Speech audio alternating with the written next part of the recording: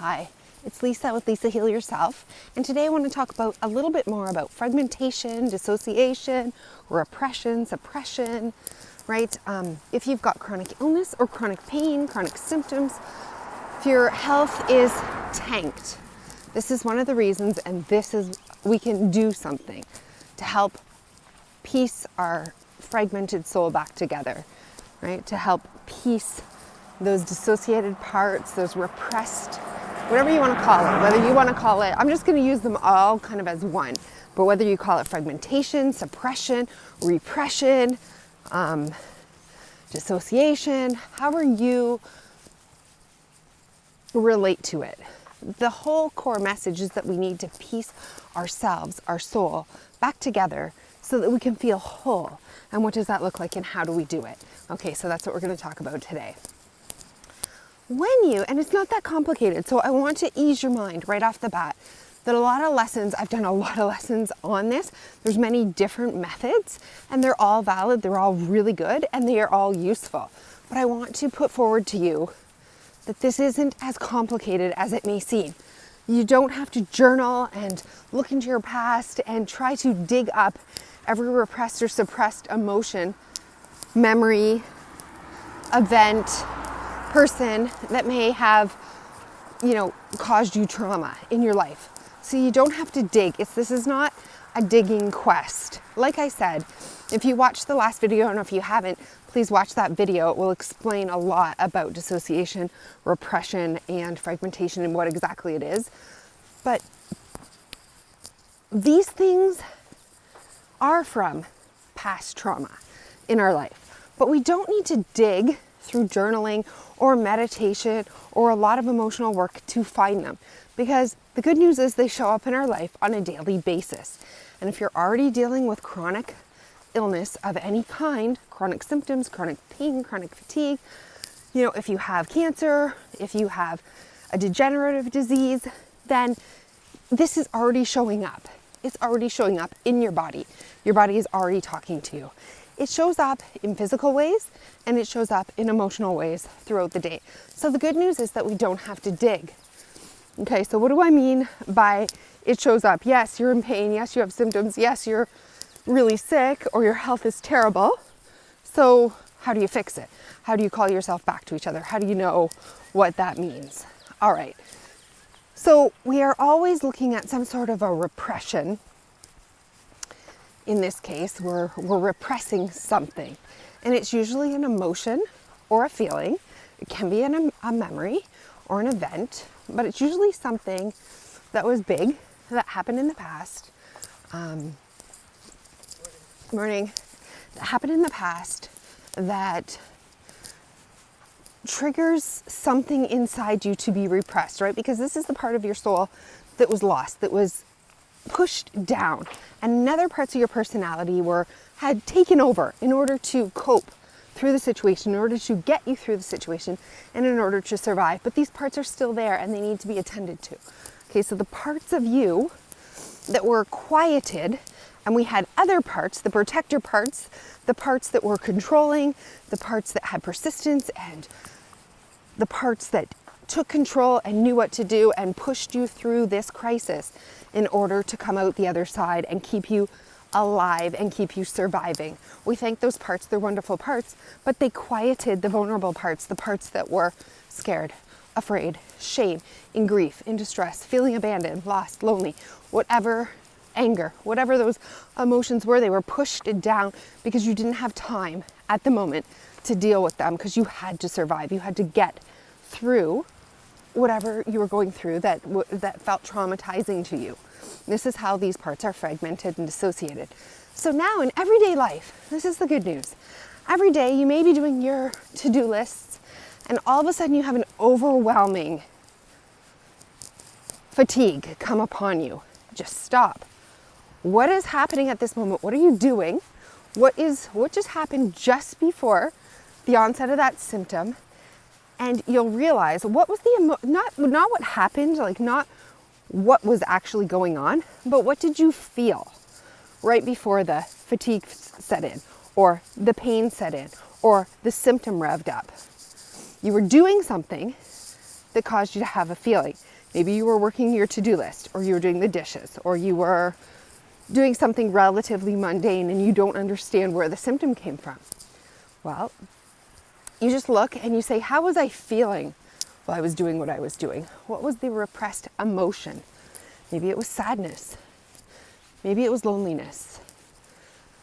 Maybe it was overwhelm. Maybe it was feeling like you don't want to be doing this, but you have to. You know, a feeling of too much responsibility. Maybe it was a feeling of anger. Why doesn't anyone else help me do this? Why isn't anyone else, doing this? It was, so you had a thought, a feeling, an emotion, and you kind of just pushed it down because you knew you had to do the dishes or your to-do list or whatever you're doing to go through, but you had these emotions rise and you didn't realize them. You pushed them down like you always do, and you continued doing what you were doing it on a subconscious level almost, right? You don't even realize it. But start to search for those things. Also, maybe you are living your everyday life and all of a sudden, so you have other people in your life who make you react, right? Situations and people are great for seeing where you're fragmented and dissociated and repressed and suppressed because they bump you, right? It's easier to see. All of a sudden you're going about your day and your child isn't listening, and you're keeping your cool together, you're doing all your things, and then suddenly you lose it. You just like blow up, or you say, you sit down, you've got to listen to me when I talk to you, and you're sort of in this mode of reaction all of a sudden, right? Or maybe it's your spouse and something that they do bothers you, you don't say anything, and all of a sudden they say something to you and you kind of fly off the handle and you say, you get into an argument and so the point is they've pushed your buttons, right? They've pushed the trigger. But this is good news, because if you can snap out of your reactivity and just come into the moment and say, what was I feeling right before I reacted? What was I suppressing right before I reacted? And maybe it was anger. Maybe it was a feeling of overwhelm. Maybe it was a feeling of disconnect or abandonment or anger or frustration or victim mentality, like why me, or whatever it was. You suppressed something for long enough. You were trying to keep your cool. You were trying to get through, and all of a sudden you could no longer do it. Boom. And you reacted. That reaction shows you that right there in that moment, you don't need to dig. That is it. That is the missing thing. So you just sit there. What was I feeling? What emotion? Always take it back to emotions. What emotion was I feeling that led me to that reaction? And really sit and contemplate that.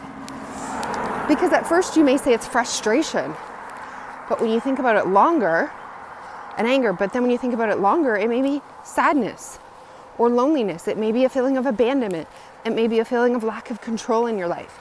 It may be a feeling of not feeling safe. You just sit with it long enough to and the feelings will change, the emotions change. At first you think it might be this, and then it melts into this, and then this. Sit with it for 5 or 10 minutes peacefully with your eyes closed and think, what was it? What emotion was I suppressing and then could no longer suppress and reacted to? So we can do this when people or situations cause us to react. That is a great way to find what was my emotion just before I reacted?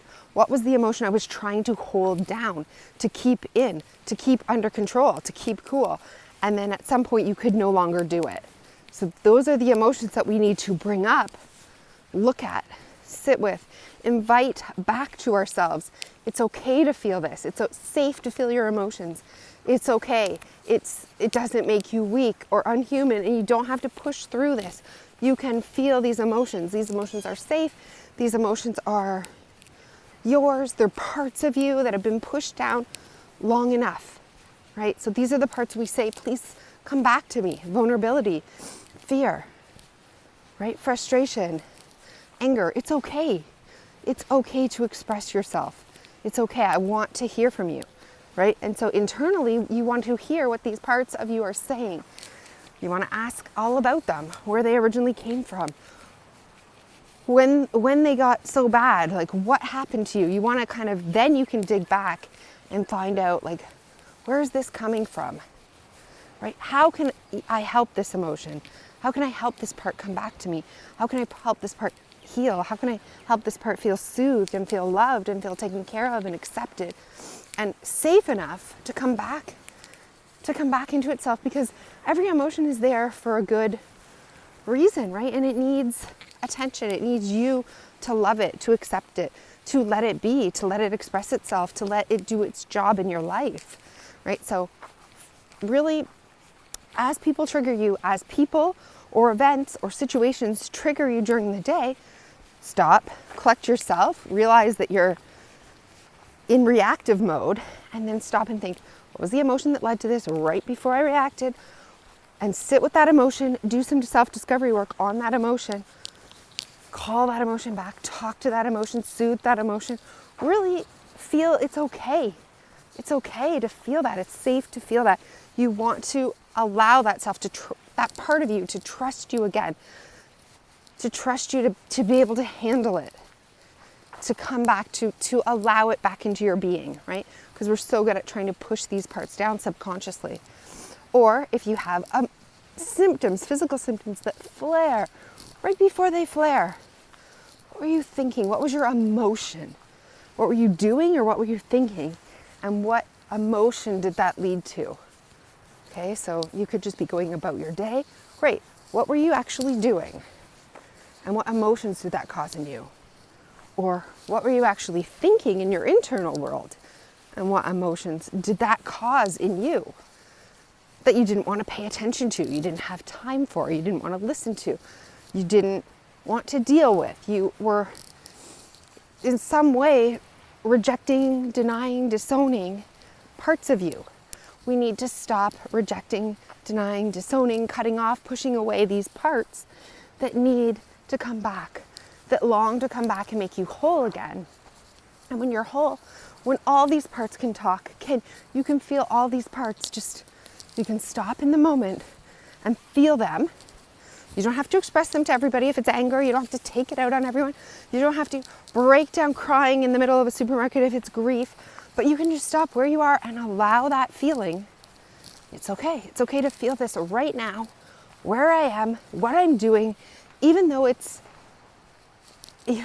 may not be an appropriate time, or it may be inconvenient, or I may not want to deal with it, or it may be even too horrific to look at it all.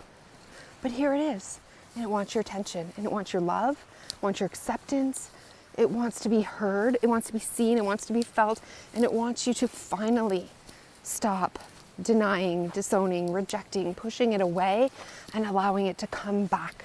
This is every time we come back, we put the pieces of the vase back together, and we put glue, and eventually this vase is back together, and it looks seamless, right? Eventually, your soul comes back. Your being comes back together. And that's when true healing can take place. So I hope this video has been helpful, and I will talk to you soon.